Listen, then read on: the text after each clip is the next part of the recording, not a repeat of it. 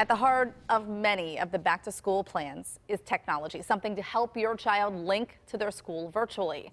That's fine if you're computer savvy, but what if you're not? That's where John Shumway comes in. And we're not just talking about one device. If you have multiple children and they're all zooming and dialing in. And they could have different devices. Right. You just don't know. I'm a gadget guy, and I still turn to my adult children and say, help. It's just a natural thing. You know, technology can be nothing short of intimidating. And when your child's education depends on it, that ratchets up the pressure. PA Cyber Charter School has been at this for 20 years. The CEO is Brian Hayden.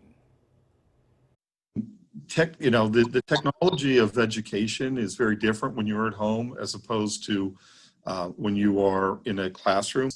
There is a challenge there that parents and students need to overcome. Probably the first step is to whatever instructions came from the school and just messing with it before the kid actually has to use it, right?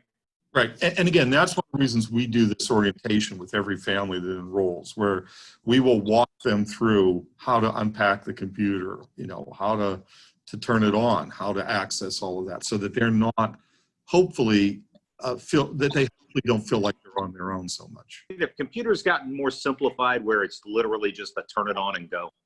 Well, I mean, we like to think so, right? I always tell parents, the only way you're going to break a computer is if you drive over it. You're not going to break by typing on it. The adult at home, may be a grandparent. It may be, a friend of the family that's willing to sit with the children, because we have a requirement that there's an adult at home for all of our students. So their level of computer knowledge is all over the place. People who probably could run our computer systems for us to people who may have never used anything more than a mobile phone. And so, we try to remember that, so that we try to be very purposeful about how we introduce our families to the use of the computers. Now, not every district is using the same technology, but it's pretty universal that they're offering some form of training. And if your device doesn't come with instructions, you should contact your school for some help.